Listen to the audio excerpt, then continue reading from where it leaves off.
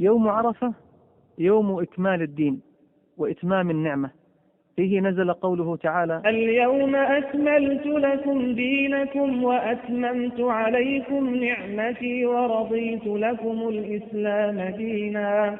وقد جاء رجل من اليهود إلى عمر بن الخطاب فقال: يا أمير المؤمنين، إنكم تقرؤون آية في كتابكم لو علينا معشر اليهود نزلت لاتخذنا ذلك اليوم عيدا.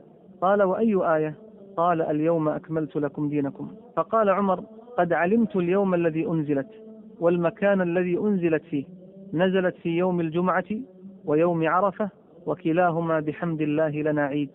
وروى مسلم والنسائي وابن ماجة عن عائشة أن رسول الله صلى الله عليه وسلم قال: ما من يوم أكثر من أن يعتق الله فيه عبدا من النار من يوم عرفة، وإنه ليدنو ثم يباهي بهم الملائكة فيقول: ما أراد هؤلاء؟